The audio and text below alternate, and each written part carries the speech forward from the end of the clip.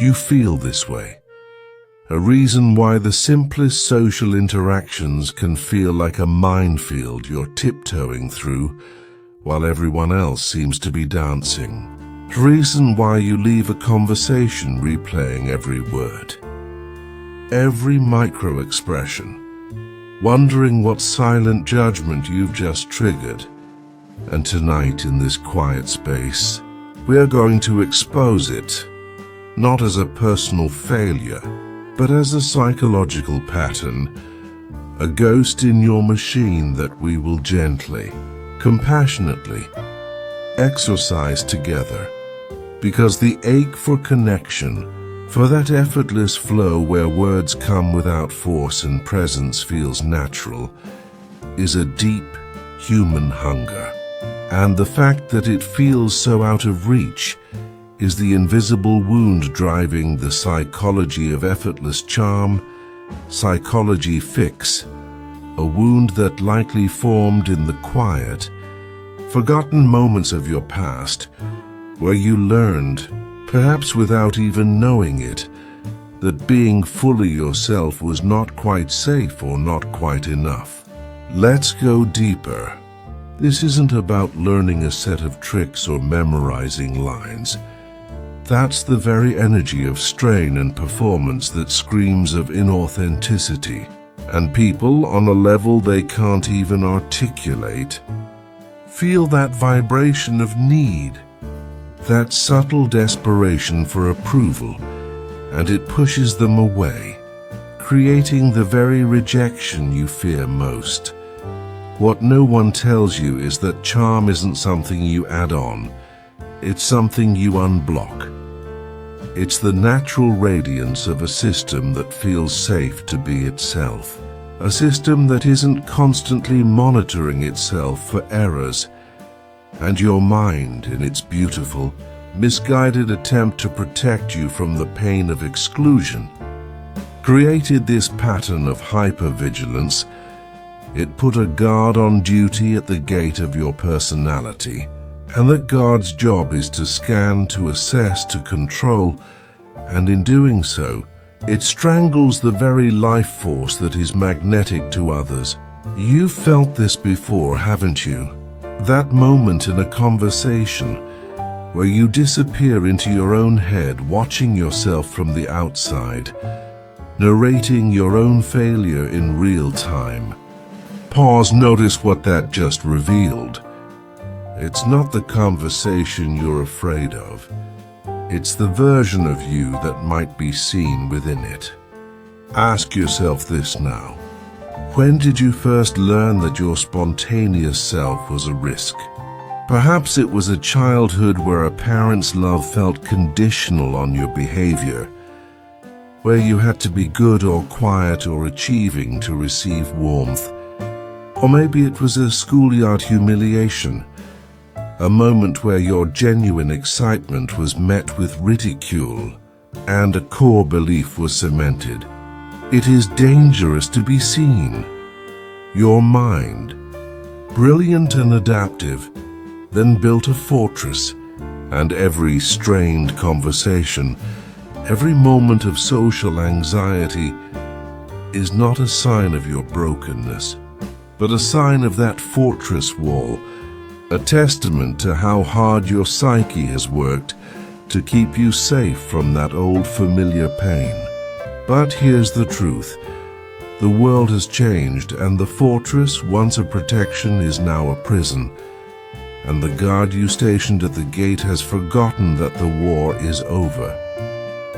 Consider Liam for a moment, a man who built his entire identity on being the sharp, slightly cynical wit in the room, always ready with a deflecting joke, a clever observation that kept the spotlight on his intellect, never on the quiet, sensitive boy who still lived inside him, the one who loved birdwatching and old maps.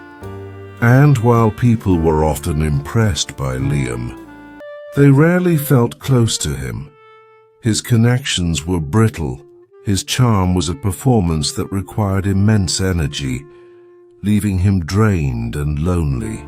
convinced he was fundamentally unlikable beneath the veneer, until one evening on a date, he felt the familiar pressure to perform, to be on, and in a moment of sheer exhaustion, he just stopped. And when his date asked about his weekend, instead of a crafted, funny story, he said, with a quiet sincerity that surprised even him, "I actually just spent most of it watching sparrows build a nest outside my window. It was peaceful." It was a risk, a moment of vulnerability, of offering a piece of the real uncurated Liam, and the response wasn't ridicule or boredom. It was a soft, intrigued smile, a leaning in, a "tell me more." That was the crack in the fortress wall. The moment Liam realized his true charm wasn't in the dazzling performance, but in the humble, honest offering of his real attention and interest. You're starting to see it now, how the very thing you're hiding might be the key. This is where we begin our reclamation, with our first weapon against the strain, a weapon so simple it's often overlooked, yet it holds the power to dismantle the entire architecture of social anxiety. The weapon of embodied presence. This is about forcibly evicting yourself from the commentary track in your head and landing fully in the reality of the moment, in your body, in the space you share with another human being. Step 1, recognize the trigger. The trigger is always the same, the internal shift from feeling to analyzing. You'll feel it as a tightening in your chest, a slight rush of heat to your face, the world narrowing as your attention turns inward to the frantic voice asking, "What do I say next? Do they like me? Was that stupid?" That is the trigger, the siren call back into the fortress. Step 2, reframe the story. The story your mind is telling you in that moment is, "I am in danger of being exposed as inadequate." Reframe it to this: "This is just a surge of old energy. My only task right now is to be here physically in this room." This isn't about winning the conversation. It's about experiencing it. Step 3, replace the pattern. This is the physical action. Feel your feet flat on the floor. Notice the weight of your body in the chair. Listen to the sounds around you, not as interruptions, but as anchors. Take one soft, deliberate breath, and as you exhale, feel yourself settling into your skeleton, into the physical vessel that is you. And from that grounded place, simply listen to the person in front of you. Don't listen to prepare a response. Listen as if their words were a song you were trying to memorize. The response will arise from that deep listening, not from the frantic planning of your anxious mind. You feel it making sense already? This shift from head to body, from thought to sensation. It feels like a homecoming. Let's go deeper still. Because the mind is a stubborn thing, and it has other traps, other ways it keeps you locked in the performance. And one of the most insidious is the story you carry about yourself. The hidden emotional triggers that get pressed in social situations. Which brings us to our second weapon, the weapon of narrative disruption. Your entire social experience is filtered through a story, a silent running narrative about who you are, what you're worth, and what you must do to be accepted. And this story was written a long time ago by a younger version of you who was trying to make sense of a complex world. A story with chapters like "I am boring," "I have nothing valuable to say," or People will eventually find me out. These are not truths. They are artifacts, and they act as hidden triggers causing you to misinterpret neutral events as confirmations of your deepest fears. Someone glances at their watch. It's not because they're late for a meeting. Your story interprets it as, see, I told you, you're boring them. A joke doesn't land. The story whispers, you're not funny. Just stop trying. Pause. Notice what that just revealed. Your suffering in social situations is less about what's actually happening and more about the invisible subtitle track you're running over the event. Ask yourself this now. What is the single sentence, the core belief, that has dictated your social movements for the last decade? Step 1. Recognize the trigger. The trigger here is the emotional hijacking, the sudden flush of shame, inadequacy, or anxiety that seems to come out of nowhere during an interaction. It feels personal and immediate, but it's almost always an old wound being poked. Step 2. Reframe the story. You must catch the narrative in the act. When you feel that wave of "I'm failing," you must, with the gentle firmness of a scientist observing data, name the story. Say to yourself, there it is. The "I am uninteresting" story is being activated. This is not a fact. This is a memory of a feeling. Step 3. Replace the pattern. Actively write a new, more compassionate and accurate narrative in that very moment. Instead of "I am boring," try "I am a thoughtful person, and my value isn't determined by the constant production of entertainment." Or instead of "They hate me," try "This is another human being with their own insecurities and stories, and we are just two people sharing a moment." This disrupts the automatic thought loop and returns agency to you. Think of Maya, a brilliant artist who carried the story, "My true self is too intense, too weird for people." A story born from being the quirky kid who was often left out of groups, and so in social settings she would perform a muted, agreeable version of herself, a pleasant ghost that people found nice but instantly forgettable. And the loneliness that came from being unknown was far greater than any loneliness she felt from being alone. Until one day, at a gallery opening, feeling the familiar pressure to be bland, she decided, with her heart pounding, to experiment. And when someone commented on a painting, instead of a safe, "Yeah, it's nice," she said, "The texture reminds me of peeling wallpaper in a forgotten house. It makes me feel a sense of beautiful decay." And she held her breath, waiting for the weirdness alarm to sound. But the person leaned in, their eyes alight, and said, "That's exactly it. I couldn't put my finger on it."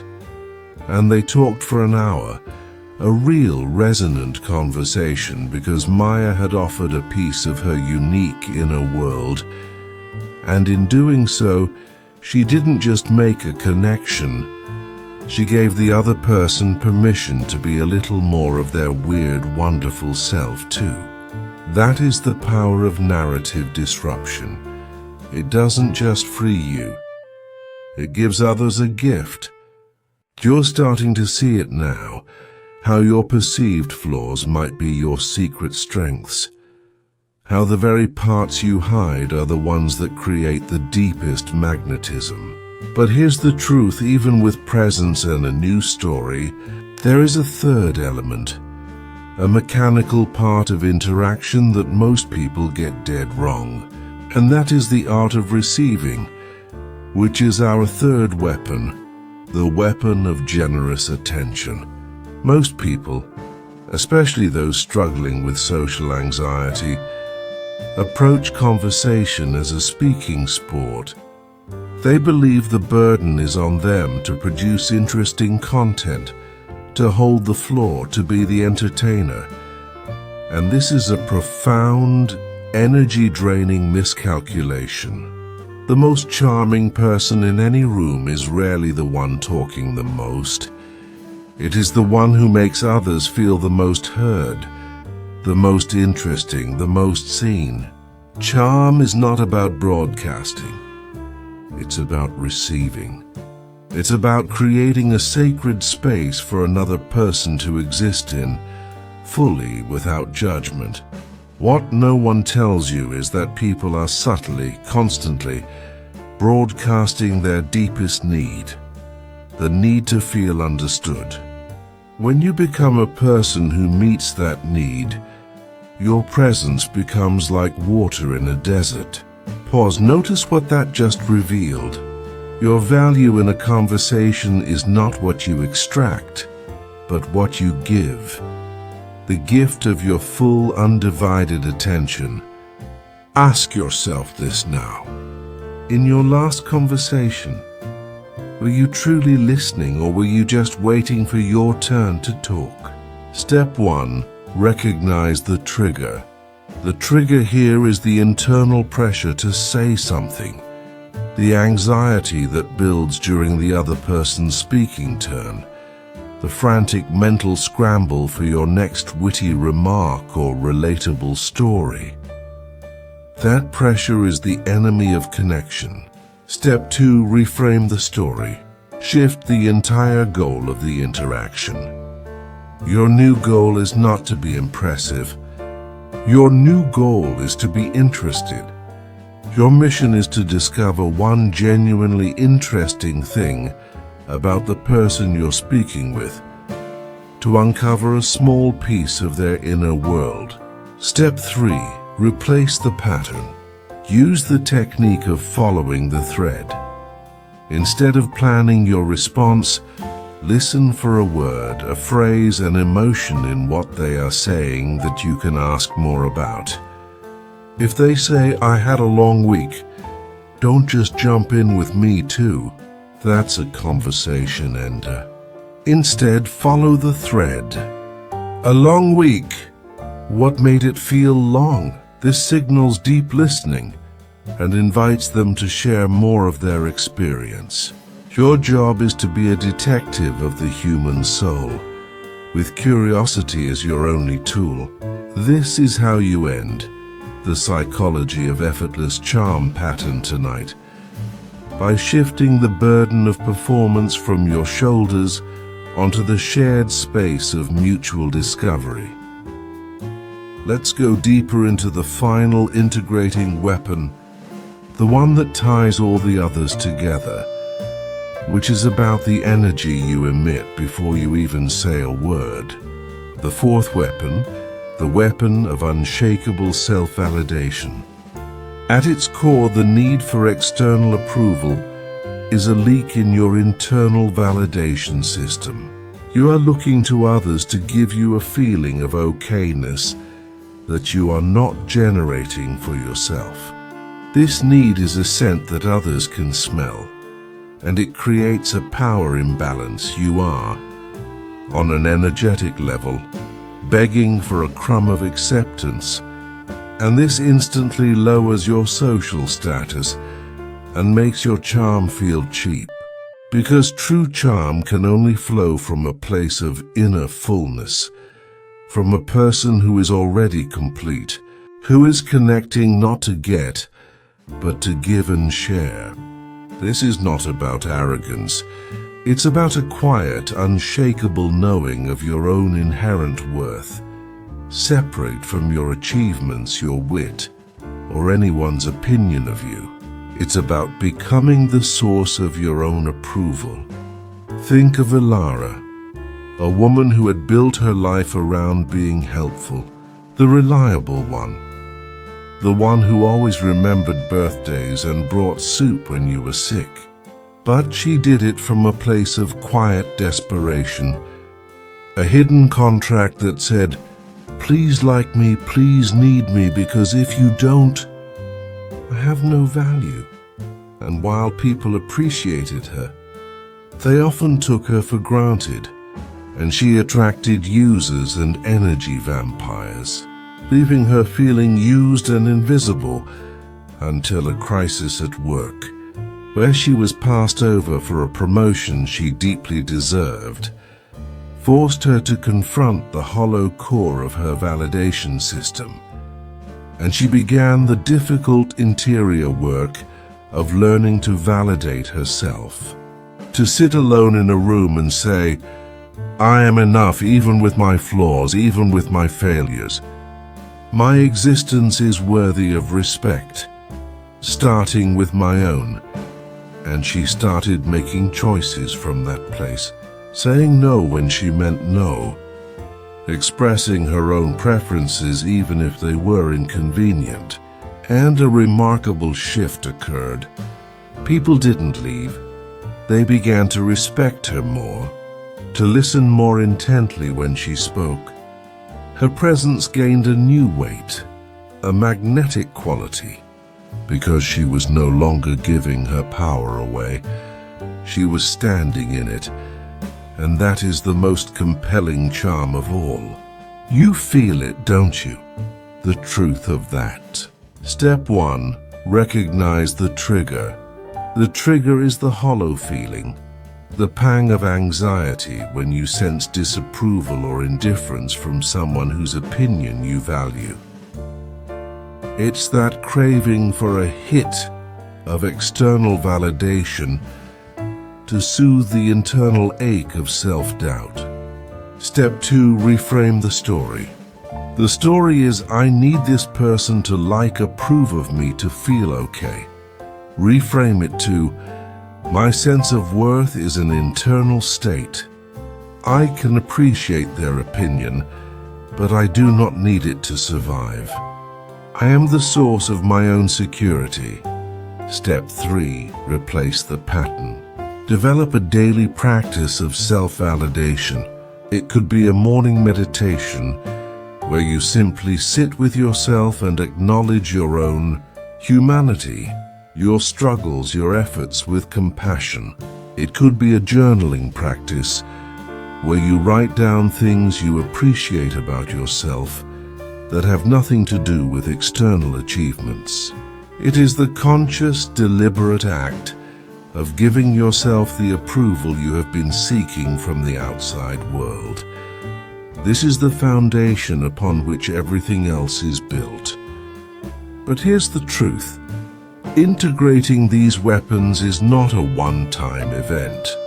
It is a practice, a rewiring of your entire nervous system and belief structure, a gentle, consistent returning to yourself, moment by moment, conversation by conversation, and it requires one final overarching understanding, that your desire for connection, your social anxiety, your hypervigilance, all of it was never a curse. It was a profound sensitivity to the emotional field around you, a deep caring about belonging that got twisted into a weapon against yourself. And your journey now is to untwist it, to take that same sensitivity and aim it not at monitoring your own performance, but at feeling into the shared humanity of the person in front of you, to use your perceptiveness to see the hidden fears in their eyes, the unspoken hopes in their pauses, and to meet them there in that vulnerable, real place, because that is where true connection lives. That is the space where effortless charm blossoms, not as a technique, but as a natural byproduct of one human soul courageously acknowledging another. Pause. Notice what that just revealed. The very sensitivity that caused you pain is your greatest gift. Ask yourself this now. What if the thing you've been trying to fix was the very thing that made you special all along? This is the integration, The freedom, the understanding that you are not broken. You are not a project to be completed. You are a consciousness having a human experience, with all its messy, beautiful, awkward, and glorious imperfections. And when you stop trying to be charming and start allowing yourself to be fully, authentically, compassionately present, with all your perceived flaws and hidden strengths, you become a beacon, not because you are perfect, but because you are real.